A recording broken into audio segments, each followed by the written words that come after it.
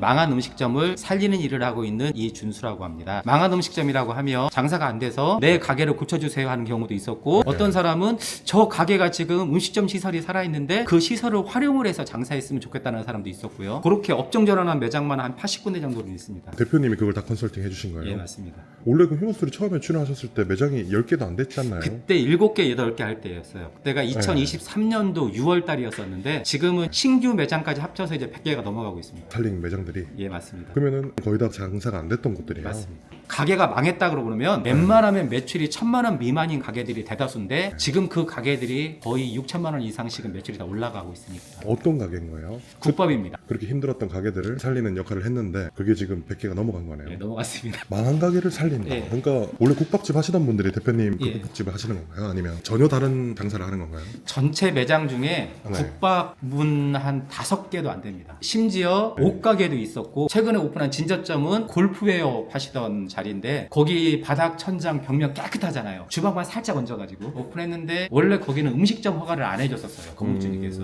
그랬다가 건물주님은 저희가 설득을 했죠. 소방시설 잘하고 정말로 FM대로 주방 관리를 잘 할 테니 음식점을 좀 내달라라고 해서 음식점으로 바꿨죠. 오늘 스케줄은 그럼 어떻게 되시는 거예요? 2달 전에 오픈했던 가게 중에 음식점을 안 해봤던 분이 창업 준비를 해서 저희가 봤을 때는 상권, 점주, 가게 운영에 있어서 가장 균형미가 잡혀있는 가게를 오늘 방문을 할 거예요. 네. 오후에는 저한테는 아픈 손가락, 휴먼스토리 보고 전화 오신 분 중에 천안에서 횟집을 하고 계셨던 분인데 초밥 오마카세 하시던 분이신데 매출이 얼마라고 말하기 끔찍할 정도로 하루에 손님이 없이 오픈 마감을 할 때도 많았고, 그럼 횟집을 업종 변경한 거예요? 그런데 안 해줬죠. 처음에는 거절했죠. 또 전화 오시더라고요. 왜 안 해준 거예요? 상황이 너무 안 좋아요. 솔직히 내가 가서 장사해도 안 된다.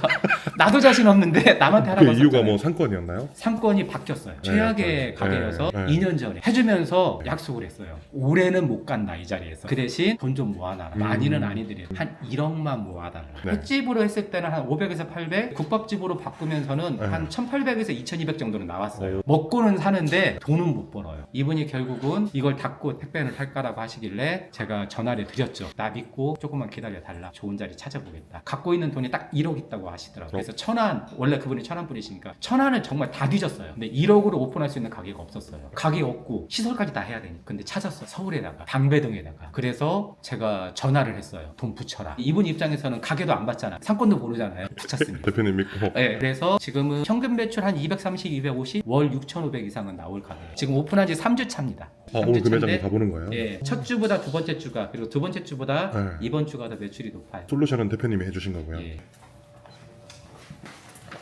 그럼 지금 대표님이 그 장사가 하기 힘드신 분들한테 그 국밥집으로 바꿔주고 계시는 중인 거네요. 그 외에도 가게사 봤는데 국밥집 말고 다른 걸 하는 게 좋을 것 같다라고 얘기하면 구체적으로 어떤 걸 하라고 알려드리고 와요. 그래서 실질적으로는 10개 문의가 들어오면 하나, 2개 정도만 저희가 우리 국밥집 제안을 하고요. 5개는 폐업하라고 얘기하고요. 잠깐 멈추셔라. 여러 가지 상황이 좋지 않으니 그냥 여기서 접는 게 더 이상의 큰 손실이 나지 않게 하는 방식이다. 그리고 나머지 서너 개는 국밥집 말고 요거 해라. 여기 상권은 밥 상권이 아니라 다른 상권이니 요걸 해라. 어떤 분한테는 칼국수집 하라 간 분도 있었고, 어떤 분한테는 1인 샤브샤브 해라. 어떤 분한테는 차라리 먹거리 하지 말고 이 자리는 소매 판매를 해야 되는 자리다. 차라리 이 자리다 편의점을 해라. 대표님 원래 뭐 하시던 분인데 이렇게 솔루션을 해주시고 장사하시는 분들 이렇게 도와주시는 거예요? 사실은 먹거리 프랜차이즈 본사 대표가 된 지는 24년 차예요. 실례지만 지금 나이가 제가 73년생입니다. 53인 거죠. 그 전에는 그냥 일반 직원이기도 했고, 네. 어느 때는 직영점 그냥 운영 점장이기도 했고, 계속 배우신 거네요. 예, 어느 때는 교육팀장이었고, 어느 때는 뭐 상권팀장이었고. 20몇 년 하셨으면 예. 왜 안 되는지 보일 거잖아요. 예. 근데 이제 그런 분들을 어떻게 하다가 이렇게 업종 변경을 해줘야 되겠다. 어떻게 하다 솔루션해서 좀 살려줘야겠다 생각을 한 거예요. 첫 시작은 의외로 되게 간단했어요. 프랜차이즈 대표는 기본적으로 첫 번째 우리 브랜드를 해야 되고, 두 번째 시설을 싹 새로 해야 되는 게 규격화되어 있고 재투자를 해야 되는 게 프랜차이즈의 기본이라고 생각하고 있었고, 나도 그렇게 했으니까. 그런데 어느 날 한 대 딱 두드려 맞았죠. 업종 전환하는 가게와 새로 리뉴얼한 가게가 한 4km 떨어진 곳에 있었는데, 어느 날 리뉴얼한 가게에 가서 있었더니 이 사람이 이 두 개가 똑같다는 거예요. 이 업종 전환한 가게는 포차를 업종 전환했고, 여기는 완전히 누가 봐도 국밥집이었는데 어떻게 내가 인테리어를 새로 한 국밥집과 포차를 업종 전환한, 그러니까 여기는 가보면 누가 봐도 술집 같고 테이블, 의자, 인테리어가 컨셉 컨셉이 완전히 달라요. 네. 근데 갑자기 이 사람이 그러는 거예요. 똑같은 국밥집이래. 가마솥 순대국밥 우리 동네에도 있는데 여기도 있네 그러더라고요. 나는 두 개가 완전히 구별되는데 그래서 갑자기 이렇게 생각하고 아 고객 눈에는 똑같구나. 나만 스트레스를 받았구나. 네. 그래서 지금은 이렇게 생각하는 거예요. 어떤 가게가 있으면 이 가게를 상권만 분석한 다음에 낡었건 인테리어가 내 취향이 아니건 부서졌건 상관없다. 새로 해서 돈을 들이려고 하지 않는다. 단지 부서지거나 불편한 것만 바꾸면 지금 이동을 해야 오늘 돌 곳을 다 돌 수 있을 것 같아요. 어디로 가시는 거예요? 지금은 두 달 전에 오픈했던 대학로점. 여기는 창업 과정이 좀 섬세하고 복잡해요. 이쪽 네. 창업 과정은. 네. 점주님이 공대 커플이셨고 강남 쪽 큰 기업에서 개발자로서 네. 일을 하셨던 분이세요. 근데 올 1월달, 2월달에 퇴사하시고 음식점을 오픈해야겠다라고 마음을 먹고 4월달에 저한테 처음으로 연락이 왔었어요. 그리고 나서 오픈하기까지 총 한 6개월 정도 걸렸어요. 그럼 지금 매출 잘 나오나요? 일매출 한 500 정도. 아마 이번 달 마감하시면 한 1억 4, 5천 정도 나올 겁니다. 그러면 회사 퇴직하시고 장사를 잘하고 계신 거네요. 로또죠. 사실은.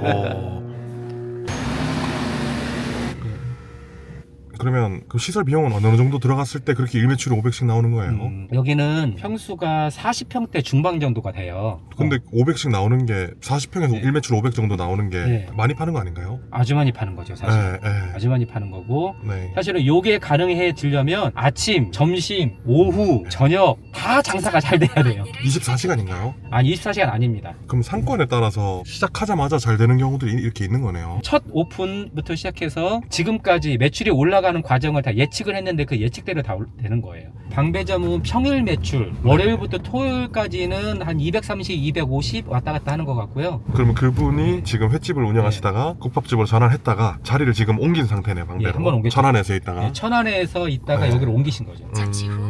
제가 마음속 깊이 너무나 잘 됐으면 좋겠다라고 생각하시는 점주님이시고, 그리고 갈 때마다 점주님도 나 쳐다보면 눈물이 핑 돌고, 네. 나도 점주님 쳐다보면 네. 눈물이 핑 돌고, 그리고 최근에는 진짜로 모든 걸 다 걸고 열심히 가게 자리를 찾아서 실패하면 안 되니까 그 가게를 점주님한테는 걱정하지 말라고 얘기는 했지만 계약하기 전에 정말 한 10번 이상은 가봤어요. 또 가보고 또 가보고 또 가보고 또 가보고 낮에도 가보고 밤에도 가보고 주중에도 가보고 비 올 때도 가보고 그렇게 해서 확신이 딱 들었을 때 전화해서 점주님 나 믿고 요 가게 계약하십시오. 그 권리금까지 그냥 통장에다 입금하셨어요. 그리고 잔금 치르는 날 처음으로 올라오셔서 그 가게를 보셨어요. 이 방배점 사장님은 성향이 되게 우직하세요. 네. 성실하고 우직하고 남한테 막 이렇게 막 입에다가 침 발라가면서 양질의 서비스를 제공하는 분은 아니에요. 그래서 사실은 이분은 음식 잘 만들고 성실하고 정말 음식 갖고 장난 안 치시고 그래서 이분한테 딱 맞는 상권은 어떤 상권이냐, 너무 경쟁이 치열하지 않으면서도 고객한테 음식한테 최선을 다한다는 걸 알아주면 좋겠다. 그런데 이 방배동이요 매력 있습니다. 강남인데도 불구하고 토박이들이 많으세요. 1대 2대째 사신 분들도 많으시고 그러다 보니 새로운 음식점이 생기고 그 음식점이 잘하잖아요. 그렇게 칭찬을 해주십니다. 그 대표님이 그런 상품 분석까지 다 했다는 거네요. 네. 첫 번째 상권 상담, 네. 상권 분석, 그리고 계약 단계, 교육, 오픈 모든 매장 도면부터 시작해서 처음부터 끝까지 내가 지켜봤다가 아니라 직접 했다. 아, 지금 모든 솔루션 해주신 사장님들이 대표님 전화번호를 다 알고 있겠네요. 예, 제 개인 핸드폰 번호 다 알고 있고, 왜냐면 상권 분석할 때부터 서로 연락처를 주고받아야 될 거 아니에요. 언제라도 네. 전화하면 제가 받는다는 걸 알아요.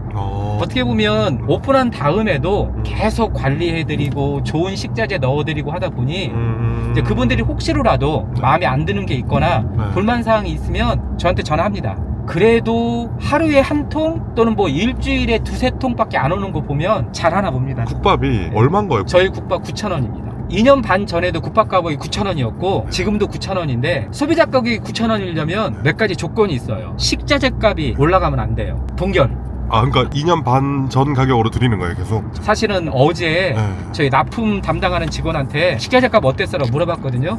진짜 똑같습니다. 어떻게 근데 동결될 수 있는 거예요? 식자재 값은 계속 올랐잖아요. 사실은 식자재 값은 당연히 올랐죠. 근데 매장이 7개에서 100개가 넘어갔잖아요. 매장이 커졌으니 나는 더 물건을 많이 살 수 있잖아요. 많이 사니까 싸게 사는 거고 네. 그만큼 높아진 매출에 비해서 본사 마진을 줄이면 납품가를 동결할 수 있습니다. 대표님이 아까 말씀하시기를 상권 분석만 잘해도 오픈부터 매출이 잘 나왔다. 상권 분석 외에는 그럼 다른 마케팅은 안 했던 거예요? 일단은 좋은 상권에 좋다라는 건 비싸다는 것보다는 적합한 상권에 매장에 들어가 주기만 한다라고 하면 대학로점도 그냥 매달 며칠 오픈이라고 조그만한 현수막을 앞에 붙여놓은 게 답니다. 아무것도 안 했어요? 아무것도 안 했습니다. 그러면 저기 방배점은요? 방배점도 하나도 안 했습니다. 그냥 현수막만 붙여놨어요? 네, 오직 있으면 동네 분들이 진짜 오픈하는 거 맞냐고 와서 물어봤어요. 니네 진짜 오픈하니? 이러고 물어봤어요. 그러면 그걸 어떻게 알 수 있는 거예요? 상권 분석이라는 게 정말 여러 가지가 있잖아요. 예. 대표님의 좀 방식, 노하우를 좀 알려주실 수 있나요? 뭐 어떤 사람들은 뭐 동선이 어떻고 매출이 어떻고 다 중요해요. 그런데도 불구하고 결론은 뭐냐면 상권 분석이요, 발로 하는 겁니다. 발로 그냥 하나요? 서 있는 거예요. 그 자리에서 그냥 서서 방배점이다 그러면 방배동에 내 가게에 찾아오는 사람들 있잖아요. 네. 그 사람들이 어디에 살고 있는지, 또는 주변에 직장인들이면 출근을 할 때는 어디로 이동하는지, 퇴근을 할 때는 어디로 이동하는지, 점심장은 어디 가서 먹는지, 저녁은 어디 가서 먹는지, 그냥 반복적으로 그 상권을 끊임없이 가서 네. 그분들이 이동하는 대로 따라서 걸어 다니는 거예요. 그럼 미행하시는 거 아니에요? 그렇죠. 그러면? 미행하는 거예요? 예, 밥 먹으러 가는지, 이렇게 밥 먹고 가는지, 집에 네. 가는지를 따라가 봐. 집으로 또 따라가요? 그냥 아파트로 들어가. 그럼 집에 가시는구나. 어떤 분은 은행 가, 은행 보시는구나. 그러면 또 은행 앞에 서 있어. 네. 은행 보고 나서 집에 바로 가는지. 이게 진짜인 거예요? 진짜로 다 그렇게. 진짜 이렇게 분석을 하는 거예요? 예. 우리 상권 팀장한테도 다 이렇게 하라고 가르쳐요. 아, 그럼 나이대가 이러신 분들은 여기로 가는구나. 그렇지. 지금 이 시간에 집에 가시는구나. 계속 그렇게 보면서 체크하는 거예요? 네, 그래서 11시부터 2시까지의 매출, 2시부터 5시까지의 매출, 저녁 5시부터 7시까지의 매출, 7시부터 10시까지의 매출, 10시부터 12시까지의 매출이 있는데, 이 상권은 이 중에 어디가 살아있는 상권인지를 체크하는 거예요. 그거에 따라서 아주 명확하게 예상 매출이 나옵니다. 그러면 그거를 대표님이 이 지역에 한번 가게를 차려봐야 되겠다라는 생각이 들면 그 상권에 가서 계속해서 그런 분석을 한다는 거네요. 시간대별로. 예. 그럼 그 시간대별로 분석을 한다는 게 그럼 계속해서 걸어 다니는 건가요? 예, 계속 걸어 다니고 체크하고. 네. 그래서 특정한 상권에 대해서 분석을 하기까지는 한 10번 정도는 최소 방문을 해야 돼요. 그리고 이제 네. 매장을 찍었잖아요. 네. 요 매장이구나. 그러면 그 매장 앞에 이제 서 있어야 돼요. 내 매장 앞으로 사람들이 와야 될 거 아니에요. 그 매장이 이제 뭐 옷가게일 수도 있고 뭐 밥집일 수도 있고 고깃집일 수도 있는데 거기 서서 이제 지켜본다는 거네요. 그렇지. 혹시? 누가 몇 시에 지나다니는지. 아, 지나가는 거를 체크하는 그렇죠. 거구나. 이 세상에 사람들이 착각하는 것 중에 하나 이거 있어요. 네. 내가 맛있으면 돌아서 오겠지. 아, 택도 없어요. 내가 맛있고 네. 내가 잘하면 사람들이 멀리서라도 찾아봐 줄 거야. 그 정도가 되려면 친절함이 유재석급 정도는 돼야 돼요. 그리고 사장님의 미모가 김태희급 정도는 돼야 되고. 그런 스킬과 갖춰진 게 필요한데 예. 그렇지 않고서는 예. 상권 분석이 정말 필요하다. 그렇죠. 일단은 특정한 가게가 아무 때나 매출이 나는 게 아니라, 제가 솔루션을 하는 아이템이 국밥이니까 국밥은 전체 매출의 60%가 점심 또는 아침에 나야 돼요. 네. 그리고 5시부터 7시 사이 저녁에 한 30%, 그리고 나머지 퇴근하면서 간단하게 먹고 가는 사람 20-30%. 네. 요걸 했을 때 이 자리가 점심장, 네. 오후장, 네. 초저녁장, 늦장이 쓸 수 있는지를 체크를 하는 거예요. 그리고 그게 되겠다라고 느끼면 오케이 하는 거예요. 그 시간대 사람들이 지나다니는 야를 그렇죠. 계속 보고 있는 거네요. 그렇죠. 그걸 다 체크하는 거예요. 대표님 그럼 12시간 동안 그 근처에 있는 거예요? 그 정도는 해야죠. 근데 어떻게 보면 이게 제일 확실한 분석이네요. 예. 그냥 실질적인 분석이잖아요. 예. 그리고 나서 그 다음에는 지도를 봐요. 네이버가 됐건 다음이 됐건 구글이 됐건 적당한 사이즈로 지도를 압축을 하면 큰 회사나 건물들이 탁탁탁탁탁 하고 떠요. 소위 말해서 큰 건물, 대기업이나 관공서나 병원이나 굵직굵직한 학교나, 이제 것들이 보이는 그리고 거네요. 뭐 아파트나. 네. 그러면 그걸 중심으로 해서 네. 한 번 더 체크해요. 아까 내 가게 앞을 왔다 갔다 했던 사람들이 있잖아요. 네. 그 사람들의 소속을 보는 거예요. 주민인지 병원 갔다 오는 사람인지 그 분들의 흐름을 보면서, 주민이면 점심때 나와서 드실 리가 별로 없거든요. 그리고 요즘 직장인들은 네. 다 목에 네. 소속을 다 매달고 다니시기 때문에 알 수 있고, 그리고 직장인들의 특징이 있어요. 직장인들은 일단 밥 먹고 갈 때 손에 커피를 들고 있어요. 그런 주민들은 잘 안 들어요. 무슨 말인지 이해했습니다. 밥 네네. 먹고 그냥 집에 가요. 그 시간대 하는 행동들을 그렇죠. 보면 파악이 된다는 그 거예요. 행동 패턴에 의해서 그게 분석이 되면 이 가게가 어떤 시간에 어떤 메뉴를 밀어야 되는지가 나와요. 진접점이라고 있어요. 거기는 국도변이기도 하고 뒤에 수영장, 배드민턴장, 그 다음에 뭐 필라테스, 요양원 이런 것들이 깔려 있어요. 특히 요양원 계신 분들의 특징이 밤낮이 없으세요. 본인이 활동하는 시간이 메인 시간이잖아요. 그래서 점심에 전골을 먹고 싶기도 하고 2시에 나와서 함박스테이크를 먹고 싶기도 하고 운동하시는 분은 아침에 운동하고 10시에가 제일 배가 고픈 거야.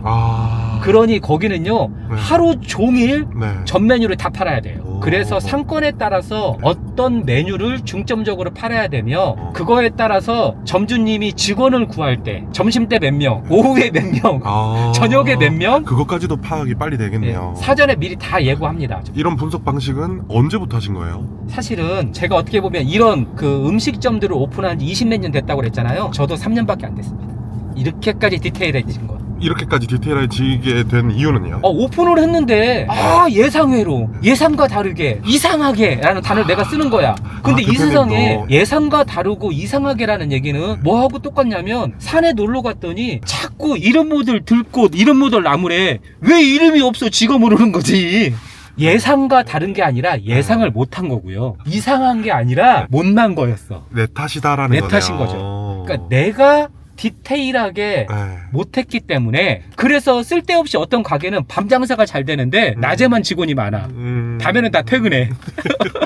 낮에 매출 50이고 저녁 매출 200인데 낮에는 5명 저녁에 둘 있어. 그 둘 있는 사람이 다 그만둬. 힘들어서. 그걸 예상을 못한 거네요. 그렇죠. 그러니까 내가 못났기 때문에 예상을 못했던 거고 내가 못나서 남한테 못 가르쳐 준 거죠. 대표님도 그 확신이 서는 순간부터 이제 솔루션을 시작했던 거네요. 그래서 지금은 진짜 조심합니다. 우리 솔루션 진행했던 사장님들이 봤을 때는요. 아니면 지금 요거 보고 계신 우리 휴먼스토리 구독자님들이 봤을 때는 되게 자신 있어 보이잖아요. 능력자처럼 보이잖아요. 진짜 겁 많고 진짜 100번 생각하고 수백 번 되뇌이고 시뮬레이션 돌리고 그리고 나서 자신 있는 척 하는 겁니다. 저요 대학로점 이렇게 자신 있잖아요. 그 가게 자리를 찾기 위해서 빌딩들마다 안 들어가 본 데가 없고 심지어 대학로는 웃긴 게요 건물주가 브랜드를 선택해요. 심지어 가보면 공실 되게 많거든요. 공실이 많은데요 음식점 안 된대. 왜요? 본인 건물은 약국 건물이래. 이미 아이템을 선정해 놓고 음식점은 들어오지 말라고 그러더라고요. 그래서 지금 있는 이 건물주도 처음에 국밥집 안 준다고 그랬어요. 그래서 제가 건물주님한테 장문의 편지를 보냈습니다. 이곳에 국밥집이 들어와야 되는 이유와 함께 그리고 임대료를 깎아줘야 되는 이유를 구체적으로 써서 제가 제안서를 보냈어요. 그 읽고 그럼 허락해 주신 건가요? 허락 안 해줬죠. 건물주님이 결정권자가 아니더라고. 결정권자가 누구였느냐? 미국에서 살고 계신 건물주님의 따님이신데 그 따님이 미국 변호사님이셨어. 그래서 편지를 보냈죠.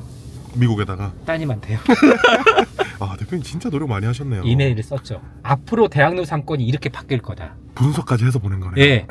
이 건물을 이대로 놔두면 앞으로 3년 후에 5년 후에는 공실이 될 것이다. 그리고 대학로 메인거리에 횡단보도 앞에 마로니고 건너편에 건물이 6개가 쫙 있는데 다 약국이다. 그래서 평일날 6시만 문을 다 닫는다. 왜? 종합병원 바로 앞에 서울대병원 바로 앞에 오픈을 했으니 병원이 문을 닫으면 문을 닫고 가잖아. 약국이요. 근데 그 앞에 가면 유동인구는 그 이후에도 있는 건데. 그렇죠. 6시 이후에가 피크인데 6시에 다 문을 닫고 가. 왜? 돈을 다 벌었으니까 약국들이 이미 낮에. 분석을 그렇게 하신 거네요. 그리고 토요일날 문 안 열어. 일요일날 문 안 열어. 그러니 대학로가 죽어가잖아요. 대학로가 밤에 가보면 어두워. 그쪽이 메인거리가 새카매. 주말에 사람이 제일 많은데 새카매. 지금 그 자리에 들어간 거예요? 그 자리에 들어갔어요. 그 분석을 한 거네요. 근데 이게 설득이 된 이유가 있었어요. 이분이 20몇 년 전에 이 건물을 사서 그 자리에서 음식점을 하셨던 분이셨어.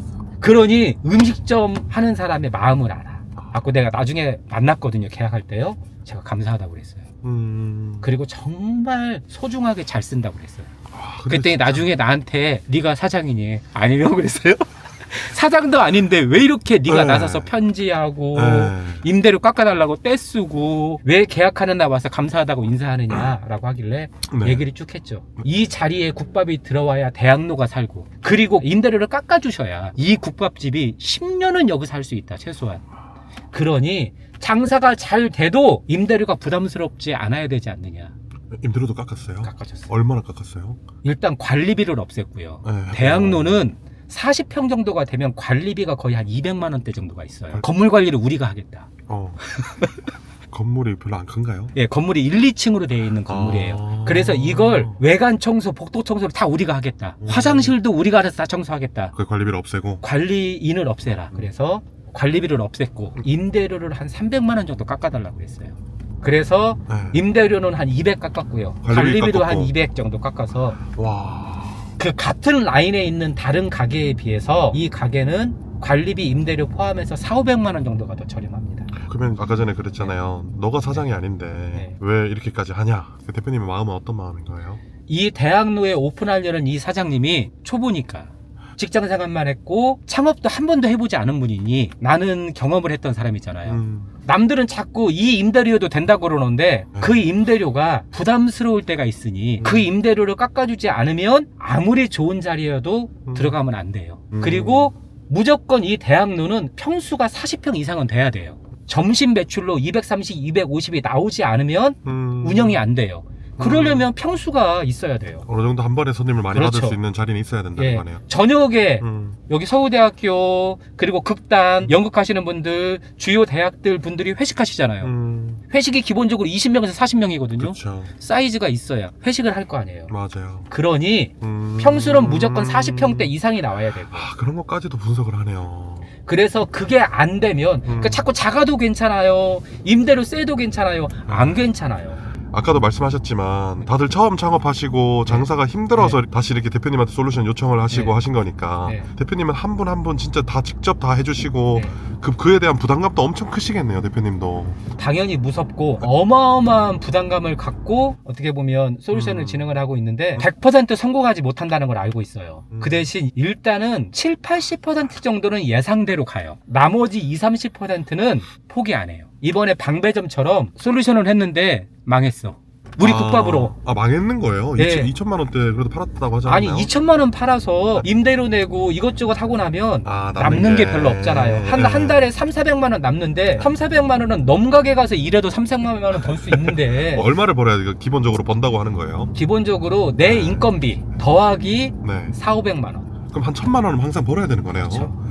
아, 그럼 지금 대표님이 뭐 500에서 1,000 정도 나오는 가게들이 대표님이 한 80개 정도를 지금 살렸다고 했잖아요. 그럼 그 매장들이 지금 평균 매출이 어느 정도 되는 거예요? 사실은 어제 한 번 더 평균을 내봤어요. 왜냐하면 정직하게 해야 되니까. 네. 그래서 직원들한테 서울 경기권에 있는 매장들 중에 저번 달 10월 달 매장 기준으로 포스 기준으로 얼마니라고 했더니 일단은 현금 배달 식권 빼고 6천 정도 나오더라고. 월 6천. 어마어마하네요. 네. 지금 이제 거의 다 온 거죠? 네, 여기 바로 앞. 이제 이 대학로를 이분들이 나중에 마음에 들어 하셨던 이유 중에 하나가 대학로에서 이분들이 신혼을 시작을 하셨대요. 네, 여기네요. 지금 보니까 웨이팅이 있네요. 벌써. 주변 다 약국이네요. 네, 여기 쭉 약국입니다. 서울대 병원 바로 옆으로 해서 약국이 쭉 있고 저 건너편이 마로니에 공원. 그리고 요 앞에가 다 연극 극단 있는 곳입니다. 여기가 저희 가게 뒤에 있는 주로 네. 약국들이 이용하는 주차장이에요. 네. 그런데 잘 보시면 저 건물 뒤에다가 저희가 순대국밥 전문점이라고 이렇게 프랜카드 대형으로 붙여놨잖아요. 네네. 주변을 쭉 둘러봐도 여기가 다 지금 대학로 메인거리인데 누구도 프랜카드를 안 붙여놨잖아요. 약국에서 약을 줄 때 하는 말이 있어요. 밥 먹고 약을 드세요. 그러면 이분들 입장에서는 약을 탈 때 밥집을 찾아. 이렇게 둘러봐. 저기 밥집이 있네? 그럼 갈 거 아니야. 아, 대표님 이제 네. 다 나온 거예요? 그리고 여기 보면 밥 먹고 약을 드세요? 맞잖아요. 우리 네네. 밥 먹고 약 먹잖아요. 잠깐만 저희 주차권 좀 받을게요. 네네. 그리고 주차장 이렇게 나오시면 이게 서울대학교 병원이고 이게 서울대 의과대학인데 정문은 여기서 한 200m 떨어져 있거든요. 근데 나는 정문이 중요하지 않았어요. 요게 더 중요해요. 저기 보면 저기 지금 제가 학생분들 나오시잖아요. 네. 저기 쪽문이에요. 말도 안 되는 쪽문이에요. 여기가 네. 서울대 의대 기숙사 영구동 사람들이 밖으로 저기 지금 막 나오시잖아요. 밖으로 나오는 개구멍, 지름길. 그러니까 이분들은 굳이 정문으로 나와서 식당으로 오지 않고 다 이쪽으로 나오시는 거예요. 그래서 이렇게 나오시다가 쳐다보면 아까 그 플랜카드 보이잖아요. 그리고 요 길 따라 쭉 나오시면 사실은 이 길이 되게 좁은 길이어서 다른 사람들은 이 길에 관심이 없으나 이 길에 사람이 은근히 많이 다니네요. 이 길이 서울대학교에 매일 출근하는 사람들은 매일 밥을 먹을 거 아니잖아요. 그 사람들이 다 요 길로만 다녀. 그러니 이 길이 굉장히 중요하다. 대표님 여기서도 서서 좀 계셔보셨겠네요. 아, 여기서는 그냥 아예 붙박이여야지, 붙박이. 커피를 들고 오시는지 안 오는지. 왜 커피 들고 밥 먹고 오는구나. 그리고 이 일대 음식점들 음식은 다 먹어봤습니다. 그래서 여기로 이렇게 쭉 걸어 나오면 여기 있는 이 약국이 대학로 전체를 통틀어서 매출 1위. 이 약국은 약을 타려면 줄을 서야 돼요. 이렇게 사람이 많다가 6시면 문을 닫고 가. 아. 근데 이 약국만 그런 게 아니라 네. 여기 있는 모든 약국들이 다 저녁 6시면 문을 닫고 가니 네. 여기가 어떻게 보면 대학로의 가장 메인 사거리가 저녁에 항상 어두워. 한산하죠. 한산하죠. 네. 왜냐면 문을 닫아버리니까 여기가 네. 다 아무도 이쪽으로 안 오는 거예요. 네. 그래서 약국 자리를 네. 설득을 해서 고가 쪽으로 바꾼 거죠. 지금 가보는 건가요? 네. 저기 아침 식사도 하네요. 예, 원래 네. 이 매출을 네. 층층이 쌓아가는 과정인데 네. 첫 번째 달에는 아침을 안 했어요. 그리고 두 번째 달에는 어차피 저희 일이 좀 쉬우니 출근하고 오픈 준비하시면서 그냥 음식 팔자.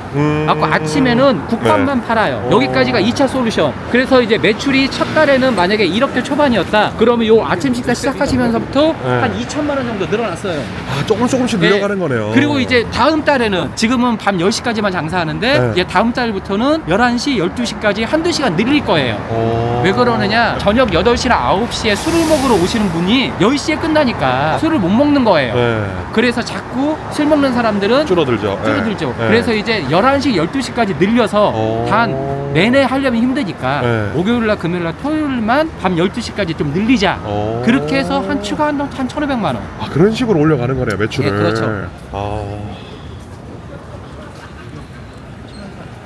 사실은 네. 이 가게는 인테리어를 다 새 걸로 했어요. 그런데도 불구하고 40평대 중반 정도 되는 가게를 내 친척이 인테리어를 해줘도 오픈비가 숟가락 하나까지 싹 포함해서 한 2억대 초중반 정도가 들어가요. 근데 이 가게는 다 새로 했음에도 불구하고 정상적인 사람들보다는 4, 5천만 원은 싸게 했어요. 이유가 있어요? 첫 번째, 네. 외관을 살렸어요. 외관이 살짝 낡았죠, 이렇게. 네. 외관을 그대로 썼다는 네. 거네요. 네. 그리고 여기를 뜯어봤더니 20몇 년 전에 여기가 음식점이었었다고 했었거든요. 네, 덕트 구멍이 살아있더라고요. 아, 설비가 그대로 있는 거네요. 그래서 그 네. 라인을 다 살렸어요. 오. 그래서 이 가게는 새로 했음에도 불구하고 좀 그래도 저렴하게 잘 했습니다. 아, 사장님이요? 사장님, 첫 달에는 저분들이 너무 피곤해했어요. 안 하던 일을 하다 보니까. 처음에 제가 이렇게 얘기했거든요. 2주 정도는 하루에 5시간만 장사해라. 점심시간 2시간 반, 문 닫고 네. 저녁시간 2시간 반, 그리고 문 닫고 가라. 네? 진짜로요? 당신네들이 할 수 있는 건 거기까지. 딱 그만큼만 했어요. 하루에 5시간만 장사했어요? 5시간만 영업했어요. 더 할 수도 없어요. 무슨 말이냐? 원래 오픈 시점에서는요, 손님이 많이 오는 것도 있지만 일하는 사람들이 손발을 처음 맞춰보잖아요. 그러면 힘들어. 직원이 힘들면 사장님도 힘들 거 아니에요. 그러면 그 힘든 게 그대로 고객한테 아. 음식 퀄리티에 영향을 미쳐요. 그러니 내가 준비가 안 돼 있는데 욕심내지 말자. 어떤 사람들은 그러잖아요. 물 들어올 때 노저어라. 물 딱 들어오면 정신 차려야 돼. 내가 이거 저을 만한 체력이 되나? 그리고 내가 가려는 이 방향이 옳은 방향인지를 체크를 해야 되는데 대부분 사람들은 열심히 늦었다가 전복되죠. 그래서 처음에는 무조건 직원들 손발 맞고 사장님 익숙해질 때까지 욕심내지 말고 점심장 3시간, 저녁장 한 2시간 반, 네. 요 정도까지만 해라. 그리고 일요일날 쉬어라. 2주는 그렇게 움직였어요. 그리고 네. 나서 이게 익숙해지고 직원들이 조금씩 익숙해지고 나자 2시부터 5시까지 브레이크 타임을 없애고 직원들은 쉬게 해줬어요. 직원들은 따로 공간을 마련해서 거기서 직원들은 돌아가면서 쉬게 하고 가게의 브레이크 타임을 없애는 게 1차. 그리고 2차는 뭐였느냐? 저녁에 원래 술안주를 팔지 말라고 그랬어요. 그래서 한 3주차, 4주차 지났을 때 술안주를 시작했어요. 전골, 낙곱새 이런 술안주를 3주차, 4주차 지나서부터 시작했어요. 그러니까 첫 창업인 거에 맞게끔 이제 솔루션을 그렇죠. 주셨다는 거네요. 네. 네. 그리고 그 모든 게 다 점주님이 처음에는 의아해 하시긴 했지만 믿고 따라주세요. 그렇게 하자. 그러니까 이게 장사를 직접 하는 사람은 요 앞에 것만 보고 할 수 있는데 네. 대표님이 좀 이렇게 넓게 보고 코치를 해주시니까 좀 더 이렇게 순탄하게 올 수 있었던 거네요. 그렇죠. 네. 여기 1인석, 아, 이거 1인석. 여기도 1인석, 파티션 다 해드리고. 와, 사람 많네요. 지금이 한 12시 25분 좀 넘어갔는데요. 네. 여기가 11시부터 만석으로 꽉 차고요. 요렇게 1시 반 정도까지는 가고 그 다음에 2시부터 조금 한가해지고요. 1시간 지나겠습니다. 안녕하세요. 안녕하세요. 아, 사장님이세요? 우리 사장님. 안녕하세요. 사장님 지금 첫 창업이신데 어때요? 좀 이렇게 장사 잘 되시잖아요. 어떤가요? 너무 힘들어가지고 운이 좋게 네. 좋은 브랜드 만나가지고 아. 잘 하고 있습니다. 아, 바쁘네요 지금. 네. 아. 현재 이 가게가 이 자리에 딱 서서 전체 가게를 다 볼 수 있게 아, 일부러 이렇게 세팅한 거예요? 세팅을 한 거예요. 혼자 또는 두 명이서 이 홀을 전체를 다 보려면 서 있는 사람이 음식을 내는 것과 코스 관리, 고객 관리를 한꺼번에 할 수 있는 이렇게 지금 일자로 쫙 다 볼 수 있게끔 해놨네요. 이게 어떻게 보면 배로 따지면 선장 자리인 거예요. 홀 직원분이랑 사장님이 홀에서 밥 먹고 있는데 안 보이거나 이러면 되게 불편하더라고요. 파티션도 잘 보면요, 사람들 상체, 머리 위로 다 보이죠. 딱 높이 조절을 한 거예요. 이게 눈 마주칠 수 있게. 그래서 저분들이 고기를 들었을 때 네. 무슨 일이신가 하고 눈 마주칠 수 있고, 그리고 윗부분은 네. 간유리로 한 이유가 그래야 빈자리가 알 수 있어요. 그리고 여기를 다 보면 반찬 같은 거 떨어지거나 음식이 제대로 나갔는지는 다 요거 보고 다 체크할 수 있어요. 웨이팅은 얼마나 하고 있는지 다 여기서 보려고 가장 가까운 곳에 이걸 놓은 거예요. 방배점도 궁금하네요. 예. 방배점도 점심때 여기만큼이나 바쁘거든요. 방배점은 점심 장사 끝나고 가야 돼요. 방배점은 좀 작아요. 우리 그 대표님 덩치 크시잖아요. 쫓겨나면. 여기서 간단하게 국밥 맛 한번 보고 갈까요, 저희? 괜찮습니다. 네. 저번에도 한번 먹어봤잖아요. 지금 어떤 거 주문하신 거예요? 지금은 국밥 두 종류, 소뼈로 만든 순대국밥 하나 하고, 그 다음에 갈비탕 느낌 나는 경상도식 돼지국밥 그거 하나 하고, 모든 사람들이 항상 먹는 편백찜이라고 수육으로 나오는 거 하고, 그렇게만 먹으면 좀 입이 전체적으로 심심하니까 매콤한 오징어 볶음 하나, 그렇게까지 딱 시켰어요. 지금 대표님 얘기 듣다 보니까 음식이 중요한 게 아니라 이게 대표님의 분석과 이게 더 중요해서 제가 음식을 뭐 했는지 한 개도 안 물어봤었네요. 맛있게 잘 먹겠습니다. 네네. 어떻게 보면 휴먼스토리 나오고 나서 2년하고 5개월 사이에 100개 정도를 오픈했잖아요. 욕심냈으면 더 할 수 있었어요. 전화 오는 족족, 상권 문의하는 족족 다 내줬으면 이거에 2~3배 정도를 했어요. 그 정도예요. 그런데 어떻게 보면 참았죠. 솔직히 말해서 무서웠어요. 너무 빠르게 성장을 하는데 내가 책임을 못 지겠는 거예요. 쉬운 예로 이거예요. 여기 지금 오징어 있잖아요.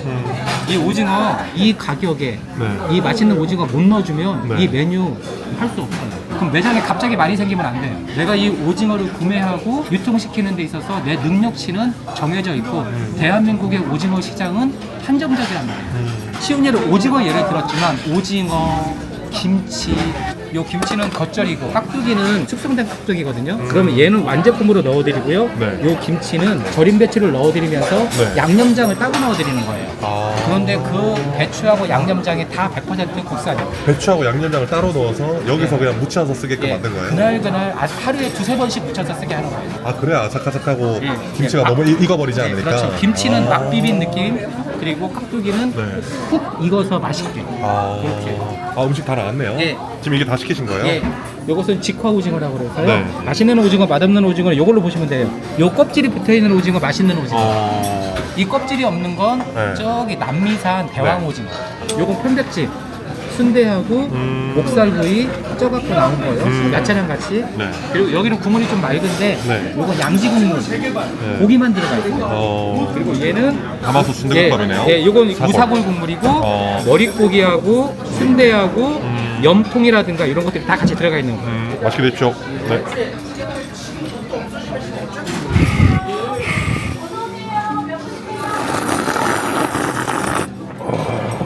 갈비탕 같죠? 이거 양지 국물인데 갈비탕 맛이 나는. 진짜 갈비탕 맛이 나는데요. 그래서 딱 후추만 넣어서 먹는 분들 많아요. 후추만 살짝 넣고.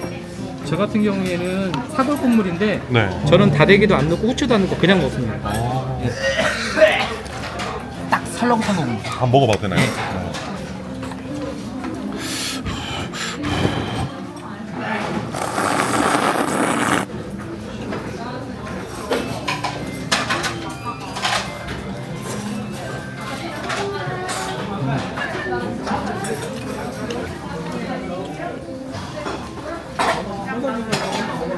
드셔보시면 불맛이 확 살아있어요.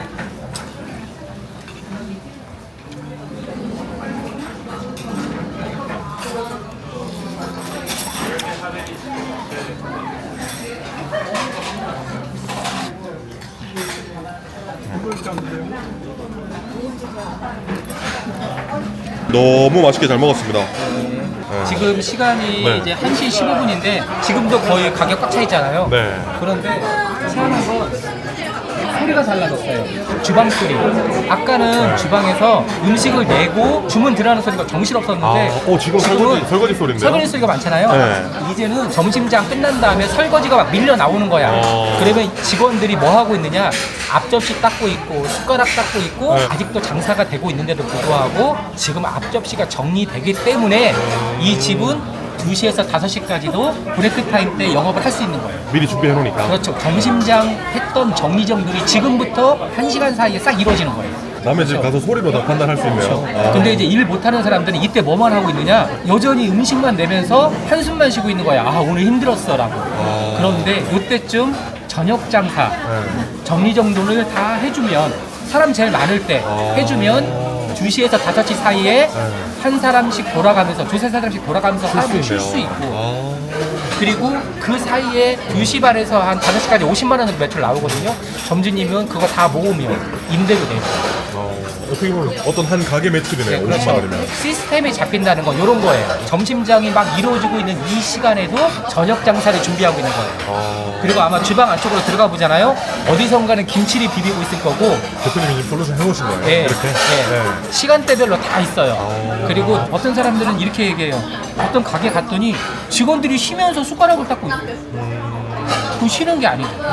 이렇게 앉아서 숟가락을 닦으면서 그걸 쉰다고 표현하더라고요. 아니죠. 한국 사람들 쉬려면 누워야 돼. 그쵸. 핸드폰을 보면서 누워 있어야 돼. 그게 쉬는 거예요. 휴먼 스토리 보면서 누워있어야죠. 그렇지. 이게 익숙해지면 같은 인원으로 이렇게 하면서도 가게는 돌아가요.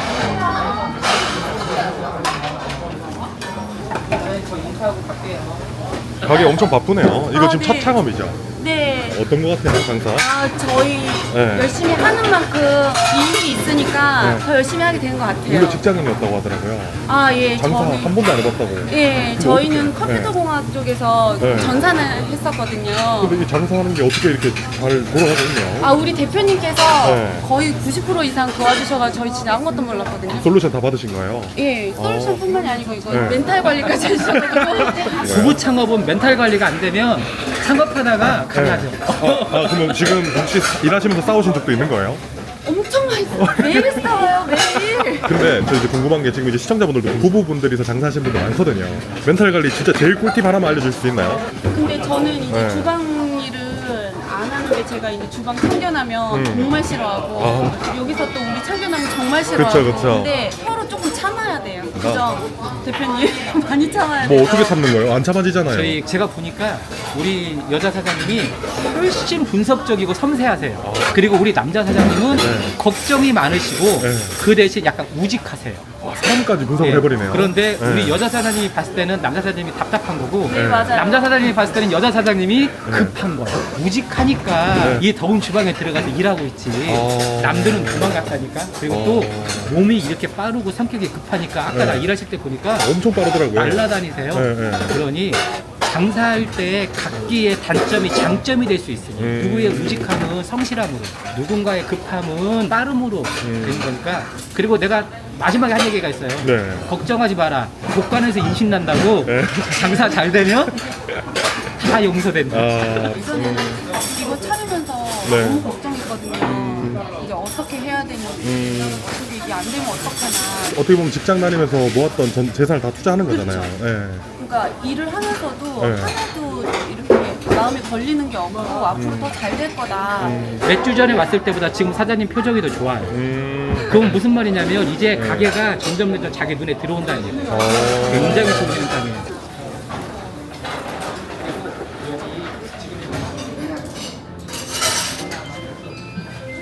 네, 들어가겠습니다. 예.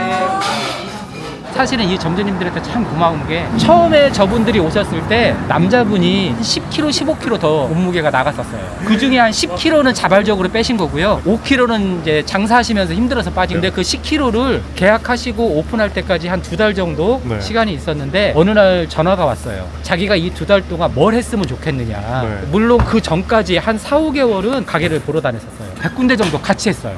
과장 없이 100군데인가요? 진짜 100군데예요. 그 정도 체크를 하고 차린 게 이 가게네요. 그렇죠. 원래 공부하시던 분이고 이러다 보니까 네. 어떤 책을 읽어야 되냐요? 네. 책 보지 마라. 볼 책은 없다. 네. 그 대신 운동해라.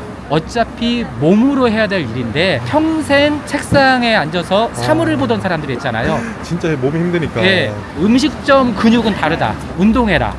특히 뭐 헬스 이게 아니라 많이 걷고 뛰어라. 그래서 저분이요 매일 걷고 매일 뛰고 해서 한 10kg를 빼셨어요. 이건 대단한 거예요. 진짜 모든 네. 걸 걸고 하셨네요. 이분들은 자꾸 자기네들은 아무것도 몰랐다, 다 도와주셨다라고 얘기하는데 안 그래요. 기본 뼈대가 좋아. 그러니까 소위 말해서 성품과 뼈대가 좋다. 기본적인 성실함과 사람에 대한 신뢰, 다른 사람에 대한 배려, 그리고 무서울 정도의 추진력과 성실함. 와, 저한테 솔루션을 전화하시는 숱한 사장님들, 의외로 망한 가게의 원인이 어쩌면 사장님 때문이 아닐까. 나중에 대표님 이런 대표님만의 지금 노하우들 20몇 년간의 노하우들을 요즘에 강의 정말 많이 강의로 풀어내시잖아요. 강의도 한번 해주시는 건 어떨까요? 되게 많이 들어와요. 그러니까 이런 좋은 것들 많이 알려주면 참 좋을 것 같은데. 이 휴먼 스토리가 벌써 113만이잖아요. 지금 115만 됐습니다. 5만 됐습니까? 올라갈 때 116만 될 겁니다. 네. 이렇게 116만 정도 되는 구독자를 보유하고 있는 곳에 제가 나왔었기 때문에 여기저기서 연락이 진짜 많이 왔어요. 솔루션 하자고, 골목 식당처럼 뭐 이렇게 좀 찍어보자. 그런데 무조건 100% 거절. 나 때문에 오픈했던 사람들에 대한 배신이다. 오픈을 했으면 그게 끝이 아니라 운영 관리가 더 중요하니까. 그 대신 요건 있어요. 이건 제가 잘하는 일이잖아요. 국밥과 관련된 거. 제가 지금 100개 막 넘었었다고 했잖아요. 네. 150개 넘을 때, 200개 넘을 때 50개 단위로 솔루션 한 번씩은 할 수 있다. 저 포함해서 조조칼국수 대표님이라든가 네. 어떤 심사위원 네. 명단을 딱 정해놔. 장사 잘하시는 유명한 그렇지. 대표님들. 네. 다 모아. 말 그대로 심사를 해서 네. 누군가를 선정을 했다라고 쳐봐요. 네. 그러면 그 중에 네. 국밥으로 바꾸실 분이 있다라고 치면 다른 건 몰라도 업종 전환비, 가게를 얻고 뭐 이런 것들은 그분이 되시고 업종 전환하는 데 들어가는 돈은 내가 되겠다. 시설 투자나 이런 모든 것들. 그 대신 뭐 이렇게 불특정 다수를 향해서 노하우를 가르쳐 준다거나 하는 건 휴먼 스토리 보시면 돼요. 저는 이제 저번 거 촬영한 거, 이번 촬영한 거 이외에는 아는 바가 없어요. 어쨌든 방금 말씀해 주신 걸 정리하자면 이 지금 50개씩 더 늘어날 때마다 예. 한 분 선정해서 업종 전환 비용은 다 대표님이 대주시면서 솔루션까지 해주시겠다는 거네요. 이거 만약에 진행되면 제가 예. 커뮤니티 올려서 공지 한번 하도록 예, 하겠습니다. 알겠습니다. 그때는 너무 아주 좋습니다. 예. 기쁜 마음으로 해드리겠습니다. 만약에 자기 가게를 차리고 있는 사람이라면 예. 돈을 한 푼도 안 들이고 업종 전환 할 수 있겠네요. 그렇죠. 그 대신 이제 몇 가지 제한을 걸어놔야죠. 차려놨는데 손님을 때린다거나 음식을 함부로 한다거나 네. 문을 닫는다거나 어. 노력하지 않으면 각서 써서 네. 토해내기로. 어. 이 창업시장이 요즘 진짜 힘들어요. 창업시장. 네. 근데 이 힘든 창업시장인데도 불구하고 너무 많은 사람들이 창업을 하겠다라고 덤비잖아요. 그러니까 네. 약간 이거예요. 웬만하면 하지 말고 이왕 할 거면 제대로 하자. 지금 이제 거의 다 온 건가요? 예, 오른쪽에 나옵니다. 하나, 둘, 셋. 요겁니다. 여기는 예. 매출이 얼마 나온다고 했죠? 일매출 230에서 250 정도 나와서 월 한 6,500 정도 나옵니다. 저번 주에 왔을 때 내려가다가 나 여기 방지턱에다가 내 밑에 범퍼가 나갔어. 턱 하고 걸렸는데 왜 그럴까 하고 봤더니 여기가 나가는 곳 쪽에 경사로가 너무 좁게 해놨어. 이거 오픈 선물. 감사해요. 이게 뭐예요? 경사로예요, 경사로. 여기 지금 가서 보시면 여기 봐봐요. 다 긁혔죠?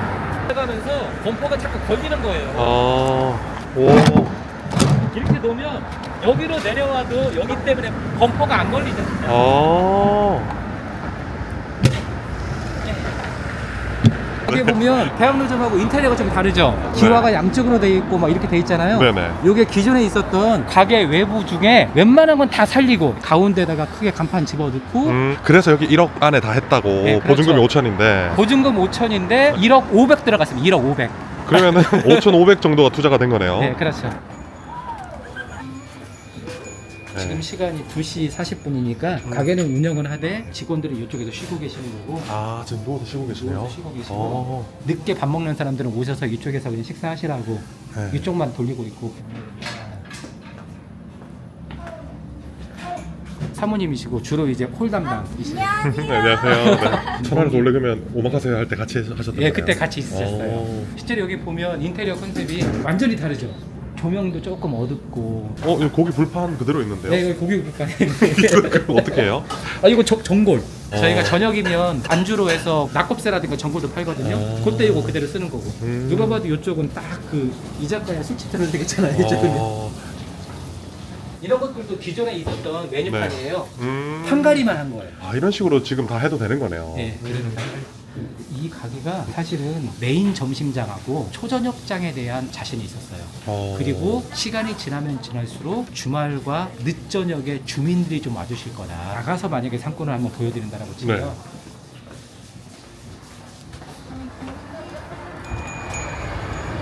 저기가 아파트 첫 시작되는 네, 곳이에요. 네, 네. 그럼 쭉 아파트고 계속 저기 보이는 모든 곳이 다 아파트잖아요. 여기 아. 앞으로 딱 나가면 저기가 구반포이자 동작대교 쪽이에요. 그러면 그러면 전부 다 아파트고, 요거는 아파트 상가인데 1층에 은행하고 학원하고 식당이 있잖아요. 옆에를 쓱 보면 저기는 유명한 빵집이에요. 매출이 한 2억대 정도 나오는 빵집이에요. 옆에가 가구점이거든요. 그 다음에 요 가게 하나 있고, 옆에 새로 신축하고 있는 가게 하나 있고, 그 옆에 추어탕집 하나 있고, 그리고 여기서부터 시작해서 쭉 내방역까지 은행, 약국, 병원, 기타 개인 사무실들이 여기서 한 1km 정도 쭉 있어요.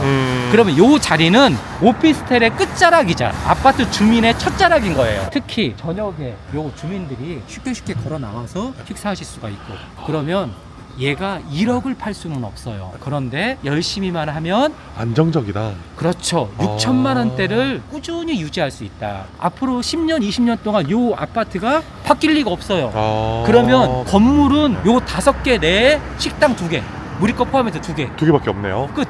추어탕집, 예. 국밥집. 그러면 예. 우리만 잘하면 된다. 대표님이 하시는 네. 거는 진짜 정확한 상권 분석이네요. 예. 그 분석 안에 디테일들이 엄청 숨어져 있고 네. 그게 맞아 떨어졌을 때 매출이 나오는 거네요. 그리고 여기가 지금 강남인데도 불구하고 방배동에 장점이 있어요. 방배동은 끊임없이 이사오고 이사가는 곳이 아니에요. 터줏대감들 한 번 자리 잡으면 오랫동안 사시는 동네예요. 강남인데 사실은 살짝 정이 있다. 그래서 요 가게가 오픈을 해서 잘하면 손님들이 가다가 그런데요, 잘 먹었다. 그리고 이 동네 잘 들어왔다. 근데 요게 그동안 장사를 하시면서 폐업하고 업종 전환하면서 스트레스를 받았던 지금 이 대표님한테는 고정적 매출과 위로가 필요한 이 시기 때 너무나 좋아요. 너무 적합한 가게를 찾은 거네요. 네, 맞아요. 아까 그 누구라고 막 얘기했잖아요. 네. 건물주님. 그분 건물주분이세요? 나거든요. 아. 저분도 근데 대단하셔요. 네. 왜 대단하다고 얘기하냐? 적은 돈으로 오픈을 하려고 봤더니 이 가게가 임대료가 선불이었어요. 딱 1억만 들고 왔다면서요? 오픈하기 전에 다 썼는데, 네. 그래서 제가 부탁했어요. 건물주님한테 전화해서. 넉 달 장사하고 내년 2월 달에 보증금 1,000만 원을 그때 주면 안 되겠느냐. 원래 그러니까 5천만 원이니까 500을 내고 네. 4,500을 잔금을 줘야 이제 시작되잖아요. 계약금 500, 10% 주고 500. 네. 네. 그러면 4,500이 아니라 3,500만 드리고. 월세를 안 낸다는 말을 안 하고 보증금을 해달라는 식으로 그래서 얘기했네요. 그 보증금을 2월 말까지 드릴 테니. 근데 어... 사실은 말도 안 되는 거죠. 몇 번이나 부탁했어요. 조심스럽게. 그랬더니 나중에 연락이 왔어요. 알았다. 그래서 네. 이 가게는 앞으로 4개월 더 장사해서 2월 달에 보증금을 내는. 근데 사실은 그러다 보니 건물주님하고도 연락도 많이 하게 되고, 아까 그분이 오셔서 여기 경사판 하나 더 해라고 하면 심지어 이 건물에 네. 우리만 있는 게 아니라 많은 사람들이 그쵸. 주차장을 다 이용하는데도 불구하고 나도 그냥 아무렇지도 않게 네라고 대답하는 건 감사하겠습니다. 지금 이제 얘기를 다 들어봤는데 대표님이 어떤 사연이 있으신 분들을 오늘 소개해 주셨잖아요, 사장님들을. 이분들 말고도 그 더 많은 사람들이 있는 거죠, 이런 스토리들이 그렇죠. 있는 사람들이. 하나하나 너무 짠해서. 네. 근데 첫 번째 대학로점은 신규 창업의 정석. 지금 나타났으니까 가게 대표지, 이 사람이 나처럼 29살 때 장사를 시작했으면 지금 나보다 크게 됐겠다. 그만큼 이 사람은 정석대로 제대로 하는 사람이다 라고 하면 요 가게는 이거예요. 친절하고 성실하고 최선을 다하고 내가 이렇게 자신 있어 할 정도로까지 음식이 맛있고 좋은데 그래도 망해. 최선을 다해도 망할 수 있다. 그리고 앞으로 솔루션을 진행할 많은 사람들한테도 부탁하고 싶은 건 그거예요. 쉽게는 하지 마라. 진짜 이거 힘들어요. 진짜 힘들어요.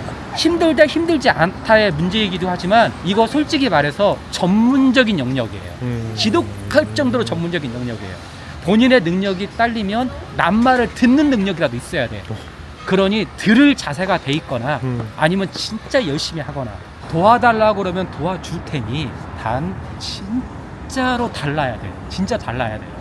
그게 뭐 이렇게 뭐 열심히 할 거 아니에요. 음식 장사하는 사람은 달라야 돼요. 나는 굶어도 내 직원 밥 먹여야 되고요. 나 힘들어도 고객한테 갖다 주는 음식 함부로 하면 안 되고요. 저녁에 남은 밥, 남은 반찬 있어도 미안하지만 버려야 돼요. 내가 지금 현재 힘드니까 써도 될 거라고 생각하는 사람도 있거든요. 안 그래야 돼요. 음식 장사는 진짜 달라요. 그 대신 내가 다른 건 몰라도 망한 가게는 기가 막히게 잘 살리니 마지막으로 좀 하고 싶은 말씀 있으세요, 대표님? 예전에 똑같은 질문을 저한테 하셨어요. 그때 네. 제가 그랬어요. 멈출 때 멈출 수 있는 용기도 큰 용기다. 그런데 나 아는 사람이 제가 오늘 이걸 찍는다고 했더니 어제 저한테 그러더라고요. 너무 힘든 사람한테는 그 말도 상처가 될 수가 있다. 그러니 이 말을 해달래요. 도와주겠다. 단 할 마음만 갖고 오시면 나머지 것들을 채워드릴 수는 있어요. 그게 제가 어떻게 보면 마지막으로 할 말이에요. 오늘 좋은 말씀 너무 감사드립니다. 너무 많이 배웠던 것 같습니다. 저 또한 들으면서. 다시 한번 네. 이렇게 휴먼 스토리를 찍을 수 있을 만한 스토리가 생겨서 너무 좋아요. 그리고 되게 기분 좋더라고요. 2년 반 만에 또 이렇게 100개가 늘었다고 하니까. 네, 덕분입니다. 아, 진짜 아닙니다. 덕분입니다. 네. 휴먼 스토리 화이팅!